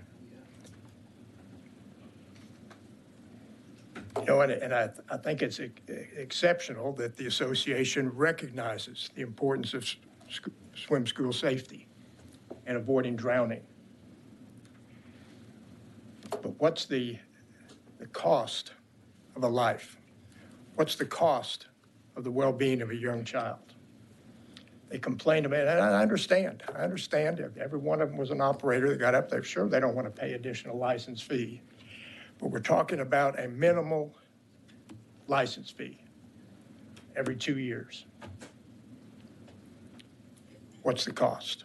How do you compare that to a life or the well-being of a child, whether they drown or avoid drowning? You heard the physician's testimony that I think is far more revealing and pertinent. We can't lose sight of.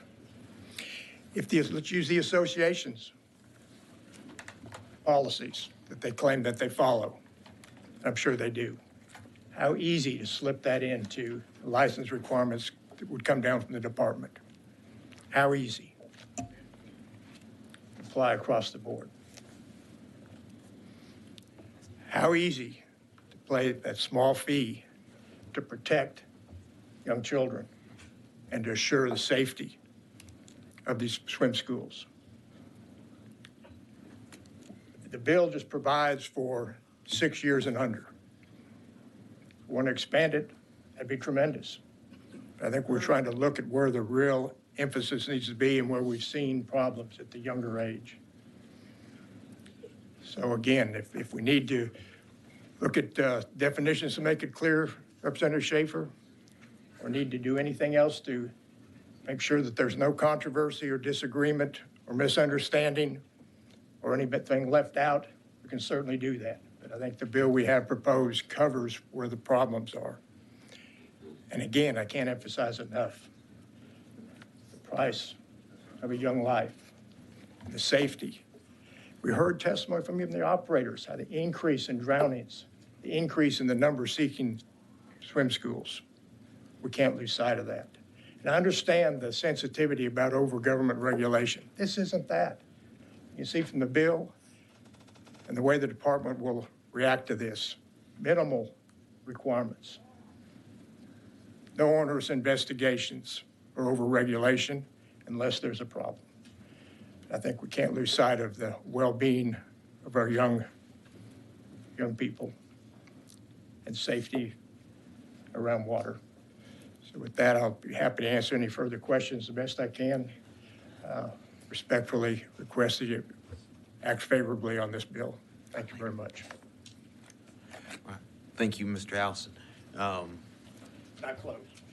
Thank you. All right. If there's no objection, House Bill 1568 will be left pending at this time. Is there objection? Hearing none, House Bill 1568 is left pending. Chair lays out House Bill 2217. Chair offers up committee substitute to House Bill 2217, recognizes Chair Button to explain her bill. Thank you, Mr. Chairman, members. Thank you for the opportunity to discuss HB 2217.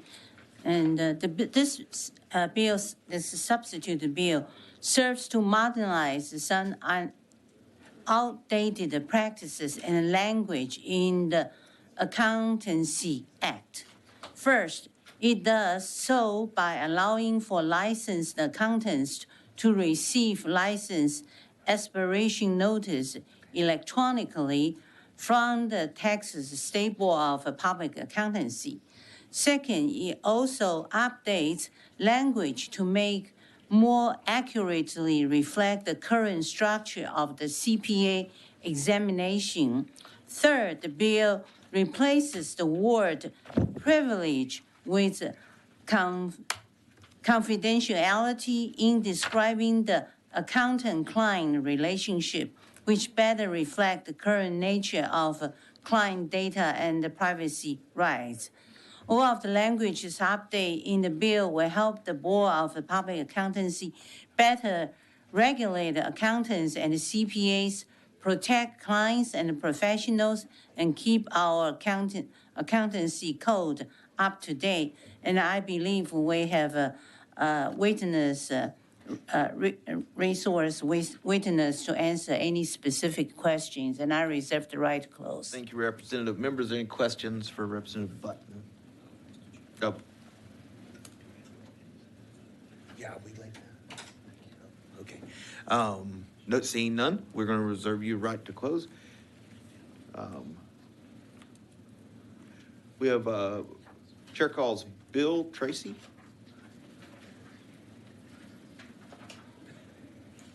For the record, please state your name, who you represent, and your position on the bill.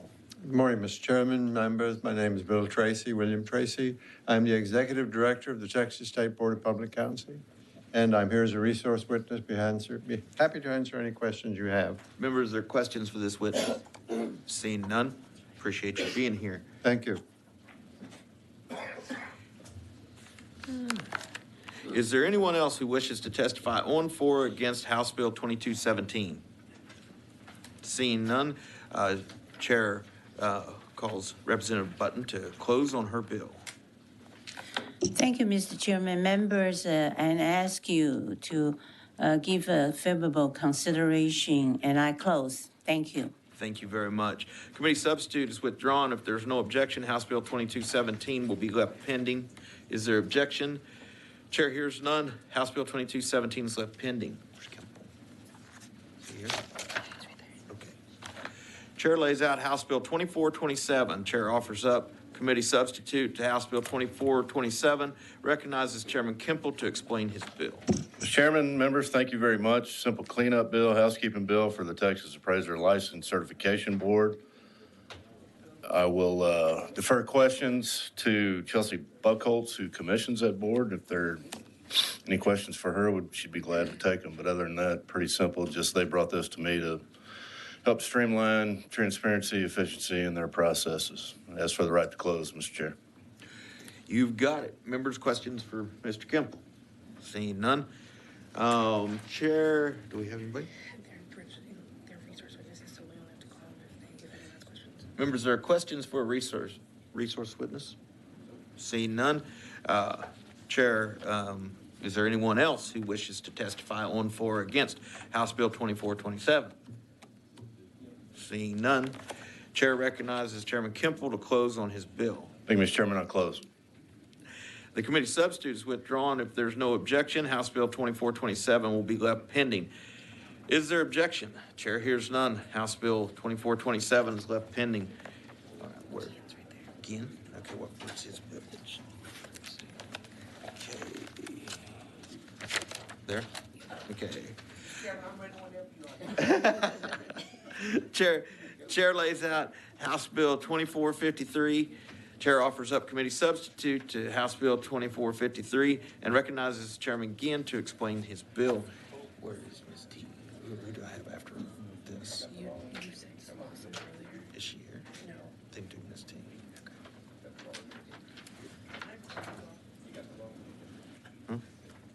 Good old fly. Brought the wrong bill folder. I'll be right back. Oh. So what do I do now? Yeah. You can lay it out. We're going to vote against it anyway. Come on. I'm serious. I brought the wrong bill folder. I'm sorry.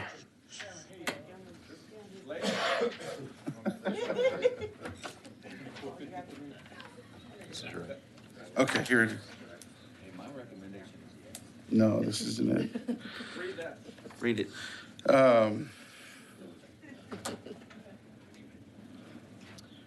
Want me to read it for you? HB 2453 ensures that agencies can issue a digital license. Given that the issued digital format meets the criteria of the section, this allows for greater flexibility for agencies and individuals who receive any form of license. Okay. Anyway, this is allowing these agencies, this is allowing TDLR to give licenses that hang on the wall digitally. And we are supposed to have somebody here to testify and explain it. Okay. Members' questions for Mr. Ginn? Shane? Mr. Ginn, I have some really detailed questions about this bill. Can we save those for after the floor? Okay, Mr. Chair. Members, other questions? Seeing none, we're going to reserve your right to close. We have any witnesses? No, that's registered to testify. Don't run. We're coming. No. We're closing. Is there anyone else who wishes to testify on for or against House Bill 2453? Seeing none, Chair recognizes Chairman Ginn to close on his bill. I close. Thank you. The committee substitute is with. The committee substitute's withdrawn. He's a new Republican. No, I want to do Ms. T's bill. And then, committee substitutes withdrawn. If there's no objection, House Bill 2453 will be left pending. Is there objection? Chair hears none. House Bill 2453 is left pending. Members, before we're going to. That's right. Mr. Chairman? Yes. Would it be out of the question for me to ask for my material back? Yeah. I will ensure, I'll send a sergeant, because getting Ginn to focus is going to be tough. We're going to hear Ms. Thompson's bill, and if everybody stick with me, I want to vote some bills out before we go to the floor. So please stay put. Chair lays out House Bill 444, recognizes Chair Thompson to explain her bill. Thank you, Mr. Chairman and members. This bill evolves out of the charge of the committee failing, the charge of committee speaker failing in closing the gap in the law to reduce the illegal massage businesses. And what this bill actually does is going to allow for fees to be collected, attorney fees to be collected, because one of the things that we know, we want to make sure that these people are not profiting at the expense of the public. They make a lot of money, and when the district attorney files civil injunctions against these persons, we want them to be shut down, we want them to stick. The penalties are already in law. So what we're doing here is we're just saying that we want to make sure that attorney fees may be collected up to $10,000 per violation. And by opposing these hefty penalties, it allows the district attorney's office to go after this enormous profit that illicit massage businesses generate and hinder them from relocating elsewhere. So, Mr. Chairman, I have witnesses here to help answer any questions. At this time, they don't have to burden a committee with a whole lot of information, because I know that we've been working on this for many years. And but they are available if you need them. I'm available for questions. I'd like to have the reserve right to close. You have that right. Members, are questions for Ms. Thompson? Seeing none, we have some witnesses, I guess. Yeah. Okay. Kosick. Okay. Chair calls Nicole Kosick. Get that right at all? And Mr. Chairman, they're going to be brief. They know, we normally do 3 minutes. They know that here's the 3-minute rule. Thank you, Ms. T. For the record, please state your name, who you represent, and your position on this bill. Good morning, committee chair and members. I'm Nicole Kosick, responding to this bill for myself. I'm neutral on this particular issue. First, I want to thank Ms. Thompson for bringing the bill to committee. Thank you. I'm offering myself as a subject expert with lived experience of over 27 years and the result of that. I would love to talk about this. The problem with massage therapy licensing is not the fines, lack of fines, or even where they go. I'm seeing regulatory capture. The agency, many agencies are marred in regulatory capture problems, but I think it can all be fixed with legislative remedy. I have a few bills here addressing some of the issues. Please ask me some of what has happened to me and any Chairman, questions surrounding that. If I may, we're on this bill and we have to, if I may, Mr. Chairman, I was getting there, but you go right ahead. Well, just as a matter of order, we cannot discuss any other bill other than that bill which is before us. And then as I've read this bill briefly, it's limited to specifically, where the funds that are collected by a certain agency would be deposited. Beyond that, the bill does not go beyond anything. And so I would ask, Mr. Chairman, if we could please keep our matters as the witnesses present them to the subject matter before us and as to the issues presented in the bill. I think Ms. Kosick got the point. We're going to do that.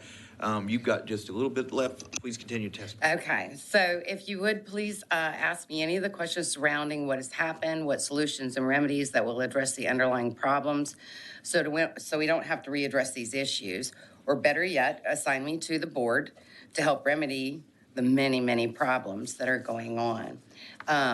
I have these folders I prepared for you all, if they would be helpful. I would love to just offer myself up as an expert witness. Please give your written testimony to the clerk, and she will make sure it's distributed. Okay. All right, Ms. Kosick, thank you so much for your testimony. Members, are there questions for this witness? Seeing none, thank you for being here.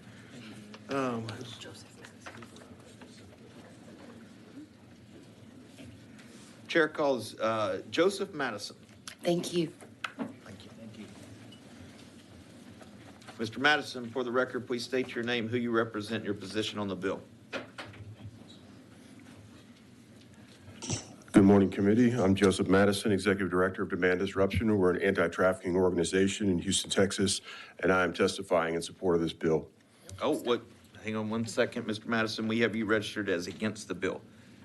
Do we have your position or your permission to change your position? Yes, please. Okay. Hang on. You have my requirement to change Let's it. get it all straight.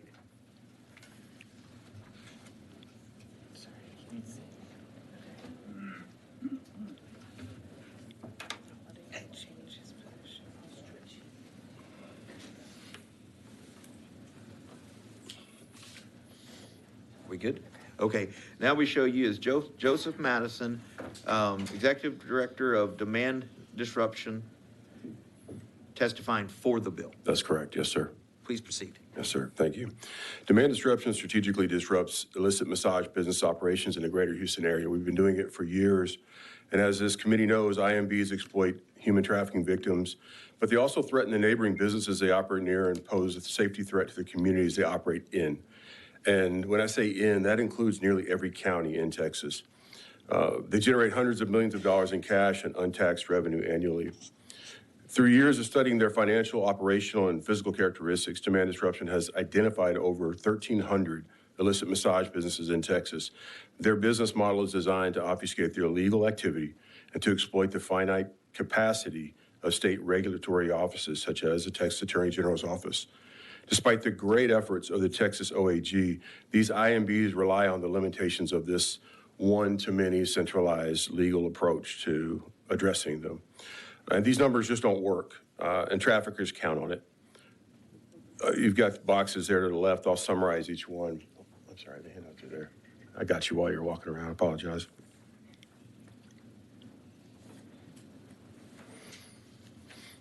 As she's handing those out, I'll refine a little bit over 1,300. Actually, based on buyer review sites, demand disruption has identified and mapped 1,323 suspected illicit massage businesses. When I say SIMBs, that means that we have reviewed them and seen reviews where men have said that they bought sex in these locations. This includes over 300 in major counties like Harris and Tarrant County. The second box talks about the threat to the neighboring businesses. These legal businesses in our neighborhoods contribute a great deal to the community, their jobs, services, and citizens, and much needed revenue to the local tax bases. These businesses and their customers are threatened by criminal operations. Over 90% of these IMBs, they operate within strip centers near or next door to, on average, 9 other legitimate businesses. And according to the number of arrests and convictions for human trafficking from the statewide arrest database, it's just clear that this illicit massage business scourge in Texas has grown beyond what a centralized approach can successfully deter. On the fourth box here to the left, more frequent local IMB investigations reveal the actual crime networks, not just the isolated locations. The extent of this activity goes well beyond the exploitation of trafficked women. It's commonly known that the case where these crime networks exist, components such as mamasans, shell companies, transporters, and laundered money that goes to what is legally known as a beneficial owner are rampant. More local funding would mean more frequent, detailed investigations by local county attorneys, likely resulting in uncovering the tendrils of these criminal networks. Thank you, Mr. Madison. Appreciate your testimony. Members, are there questions for this witness? Seeing none. Thank you. I would note at the back there are some. There are a couple of examples of testimonies from area DAs saying what the impact of 444 would be. Thank you so much. That's right, yeah. Okay. Chair calls Bridget Smith Lawson. For the record, please state your name, who you represent, and your position on the bill. Okay, good morning, Mr. Chairman. Good morning to the committee. I am Bridget Smith Lawson, Fort Bend County Attorney, and I'm here in support of House Bill 444. As a local prosecutor in Fort Bend County, I have recently had the pleasure of creating the illicit massage parlor regulations for Fort Bend County, first ever.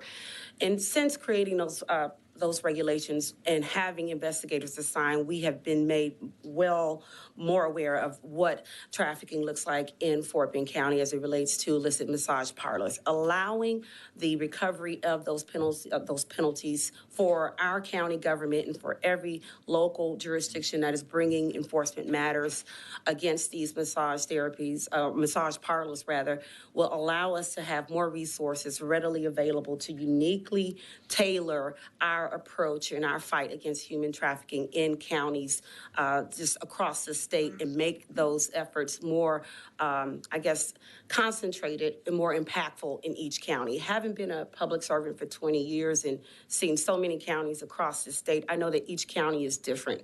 Allowing counties to have those funds readily available to create programs and to create the approaches that are best for their county to fight human trafficking and specifically addressing illicit massage parlors will really better support our efforts in fighting trafficking. I can tell you some of the local things that we've done, including a meeting with the Houston Association of Realtors to talk to the commercial property division to make the community aware of what they should look out for from the perspective of landowners and basically managers of property. Those are things that are uniquely tailored to our county, but can be duplicated in other counties if they have the ability to use those penalties that they recover to put into their general fund to basically roll out more education and more better approaches for their specific county. So I would, again, just offer my support for this bill, and I'm available for any questions. Thank you, sir. Chairman King, you have a question? I do. Thank you, Mr. Chairman. Where do the penalties where does the money currently go? Right now, the law says that any recovery, it just speaks to Any action by the Attorney General, that it goes to the State Comptroller's Office, I believe. Let's see. It's to the state. It does not go to the local entities that's Okay. prosecuting. So, and again, it would be better suited if it comes back to that local prosecuting unit so that they can make sure that they have their efforts duplicated, funded to keep the fight going. And would encourage them. Yes. Yeah, all right, thank you. Thank you, Mr. Chairman. You have any more questions for this witness? Seeing none, thank you for your testimony. Thank you so much. Thank you. Okay, is that it? Is there anyone else who wishes to testify on, for, or against House Bill 444? Seeing none, Chair recognizes Chair Thompson to close on House Bill 444. Mr. Chairman, remember, this is another tool in the toolbox for prosecutors, and I urge this committee to pass this excellent piece of legislation. Thank you. I close. Is there any, if there's no objection, House Bill 444 will be left pending at this time. Is there objection? Seeing none, House Bill 444 is left pending. Okay, members, we're going to take up our so a little pending business. Okay.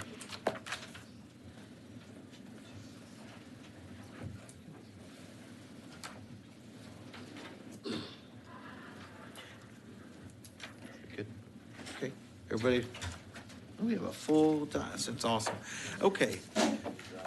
Chair lays out as pending business House Bill 1391. Members, this is the bill that creates a CTE program for residential wiremen. It's, we have to adopt a substitute? Okay. The chair offers up committee substitute. Is there any objection to adoption of the committee substitute? Amendment? Sorry. Okay. Is there any objection to adoption of the committee substitute?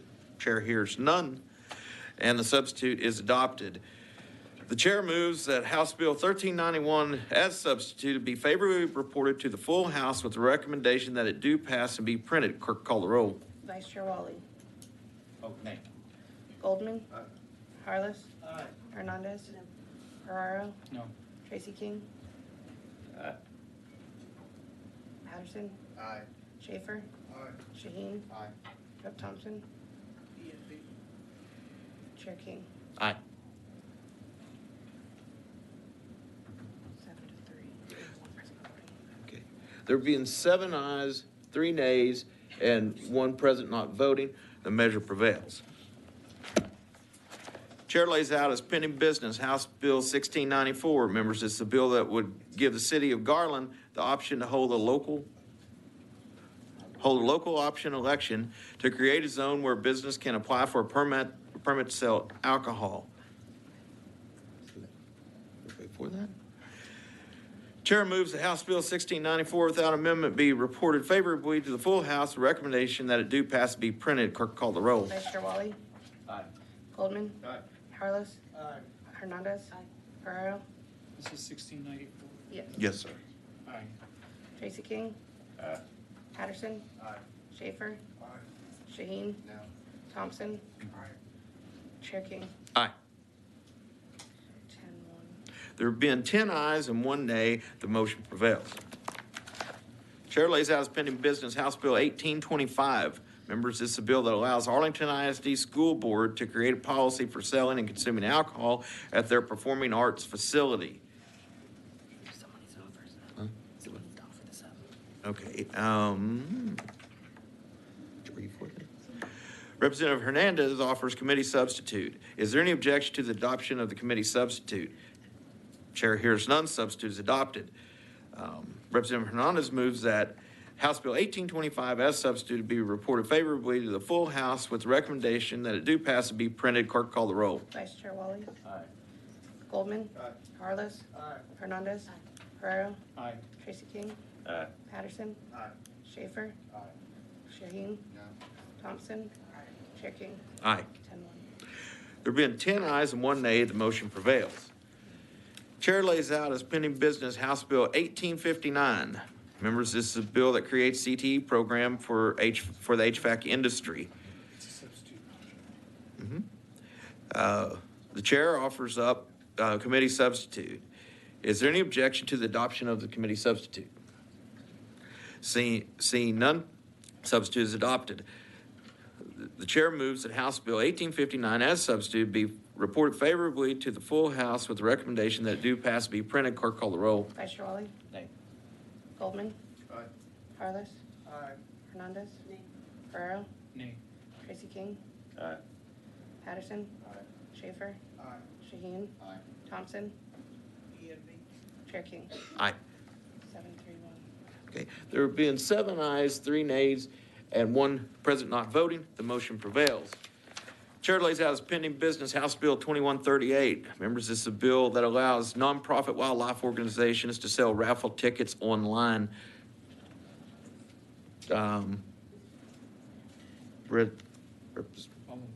Okay, Representative, you're going to move? Okay. Okay.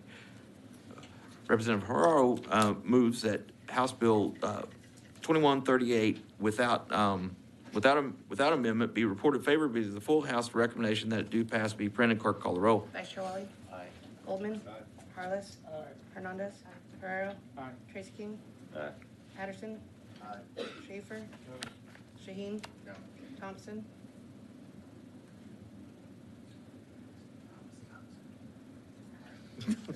Chair King?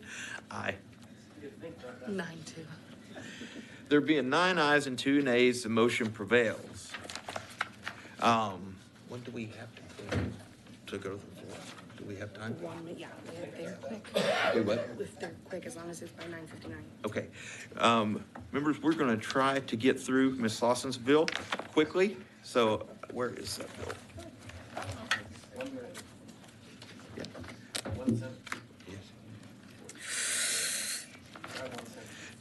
Chair lays out House Bill 420 and recognizes Representative Slauson to explain her bill. Thank you, Mr. Chairman and members, for allowing me the opportunity to lay out House Bill 420. This is a refile of a bill from the 87th, and I appreciate an expeditious hearing. Very simply, the purpose of the bill is to allow a penalty enhancement to provide for a state jail felony for providing an alcoholic beverage to a minor who, as a result of the consumption of that beverage, has caused another person to suffer serious bodily injury or death. The why behind this bill is compelling, and I think it's best laid out by the testimony of constituents who have come up here to share that with you today from Coryell County, and I thank you in advance for hearing from them and would like to request a right to close. You've got that. Members, there are questions for Representative Slauson. Oh, Ms. Thompson. Yes. What necessitated the filing of this bill? I forgot Yeah. from last session. I apologize. Yes, ma'am. It comes directly from a situation in Coryell County. Our district attorney and 2 families are here to explain that situation to you today, but it resulted in the death of 2 young men from Gatesville. Okay, but has there been an increase, other than those 2 deaths, has there been a significant increase in this area? I actually don't know, but I could find out for you some data if you'd like some. Yes, ma'am. Okay, thank you. Members, other questions? All right. Okay. Chair calls Jimmy Tennyson. Mr. Tennyson, for the record, please state your name, who you represent, and your position on the bill. My name is Jimmy Tennyson. I'm for the bill, and I represent myself. I would like to thank all of you and Mrs. Slauson for all the work that they have done and for you to hear us on this Bill 420. I am honored and saddened at the same time to be here. To be here means I have to tell you about my son, Kyle Tennyson. When you picture Kyle, I want you to think of a boy next door, the All-American, the boy that would pick up, that would take up for the kids that were being bullied. The kid that was always everybody's best friend.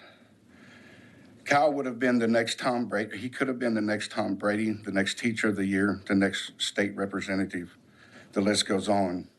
These things will never happen for Kyle. He will never graduate. He will never go to college. He will never get married, and he will never have kids.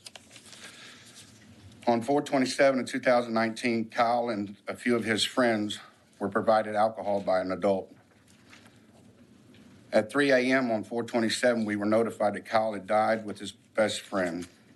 They were in a horrific accident after serving $300 to $400 worth of alcohol by an adult.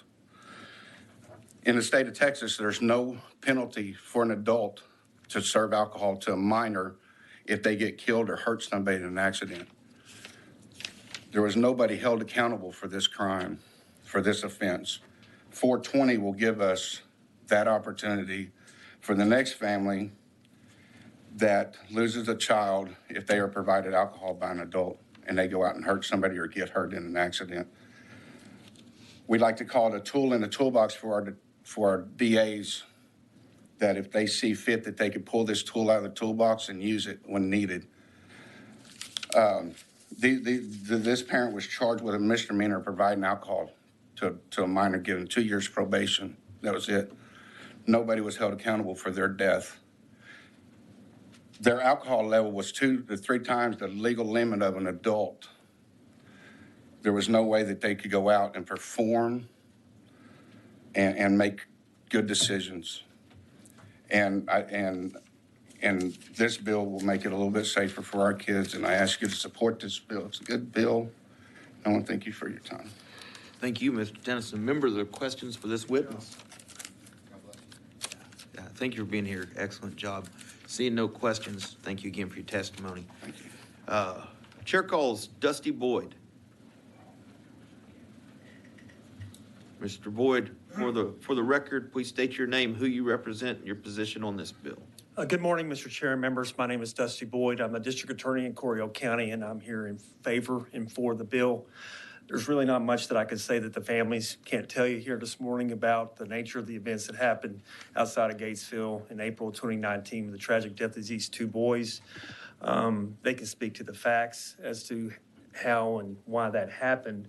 But in terms of what we need as prosecutors is just, much like you said on your other bill, Ms. Thompson, it's another tool in the toolbox to give us an opportunity, subject to the seriousness and the nature of the effects of these types of decisions that are made, that someone can be held accountable to the degree and parallel to the nature of the consequences of the decisions they made that caused the death or serious bodily injury of young ones. And what's important for us in terms of our office, and the DA's office, Corio County is a little different. The DA's office handles felonies. We have a county attorney that handles the misdemeanors.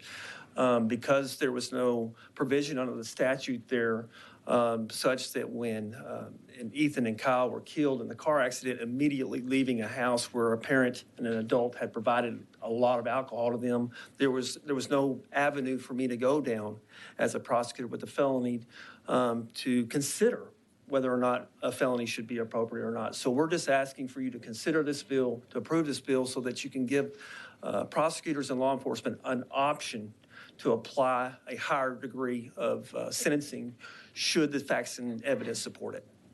Thank you. Thank you, Mr. Boyd. Remember, there are questions of this witness. I got one. Oh, Mr. Harlow. One quick question for you. And while I like the idea of the bill, I want to make sure we don't punish parents that are at work and their kids are at home and they get alcohol and they start drinking it. And yes, sir. 100%. There's a difference between being negligent, like you didn't lock a counter, or criminally negligent, different standard. But I would agree with you 100%. The facts of a certain case should dictate whether or not someone who may be arrested under this statute should determine the outcome of what a potential sentence would be. What you would be doing is giving us the opportunity to consider the potential type of sentence, not that it would be the sentence. But the facts and the circumstances would certainly dictate, and your example would be one I think that all prosecutors would consider. that's the only thing that bothers me about this. I don't want some aggressive prosecutor prosecuting a mom and dad who had alcohol in their home. They were at work, and the kids get it, and a bad thing happens, and we all can appreciate that. I just want to make sure we don't do that. And I agree, sir, and I think the most important distinction with your concern is the difference between common negligence and criminal negligence. And I think that parents having alcohol in the home while they're at work is very common negligence versus criminally negligent, as in going to the store and making it and giving it to them versus just making it, having it in a counter in the house. Thank you. Thank you. Yes, sir. Mr. Schaefer, you got a question? Yes, sir. There's some dispensation in our law for an adult to provide alcohol to a minor under supervision, right? There is, yes, sir. Okay, so does this bill in any way change that where, maybe a parent or an uncle in a supervised situation is allowing someone to have a beer or a It glass does of not change it at all under that statute. Okay, thank you. Yes, sir. Any other questions for Mr. Boyd? Seeing none, thank you for your testimony. Appreciate Thank you, you sir. being here. Chair calls Christopher Sandell. Mr. Sandell, for the record, please state your name, who you represent, your position on this bill. Yes, my name is Christopher Sandell. I represent myself. I'm one of the And are you for this bill? I am for this bill, sir. Thank you. Go ahead. As Mr. Tennyson and Mr. Boyd have both said, I am for this bill. My little brother was one of the children that passed away in the accident with Kyle. They were both best friends. He was a great member of society. He was definitely the better of the brothers, that's for sure. But what got me was this could have happened to anyone. And yes, as statistics go, I don't have any exact statistics for you, but living in Gatesville and moving around most of my life, I can tell you that child deaths due to DWIs, driving accidents, anything because of parents kicking kids out at night, they're being too loud, threw the party, but bought the alcohol for these children is great. I know within the last 4 years, at least, within Gatesville, Coryell County, there has been 4 or 5 recorded accidents resulting in deaths or major bodily harm due to alcohol abuse and kids being served this alcohol. It is something that when we went to court about this and after we had found everything out, that the punishment was, I did not feel it fit the crime.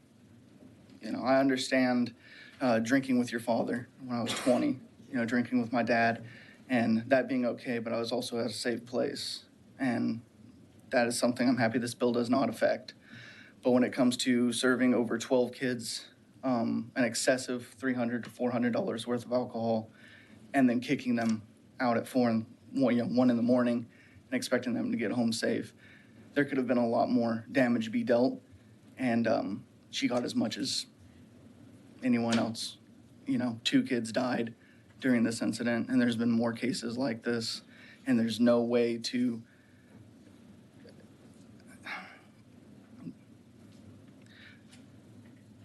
sorry, lost words. No, take your time. We could. She was not able to be charged in a felony standpoint with that, even though something greater happened.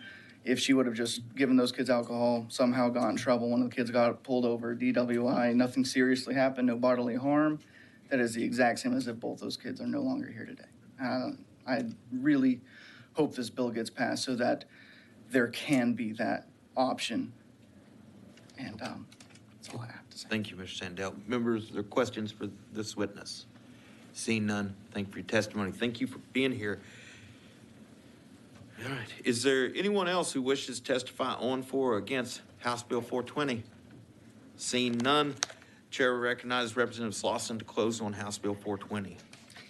Thank you, Mr. Chairman and members. I appreciate y'all taking the time to listen about Ethan and Kyle this morning. I ask that you would favorably report this out of committee and give our prosecutors just that extra tool, Chair Thompson, to address these situations where the level of negligence results in serious bodily injury or death. Thank you very much. I close. Thank you. Thank you. If there's no objection, House Bill 420 will be left pending at this time. Is there objection? Chair hears none. House Bill 420 is left pending. Chair moves that the committee stand in recess until final adjournment or recess of the House or during bill referral if permission is granted. It is the Chair's intent to start immediately upon either of those cases. We've got a long afternoon. Is there objection? Hearing none, the motion prevails. The committee stands in recess.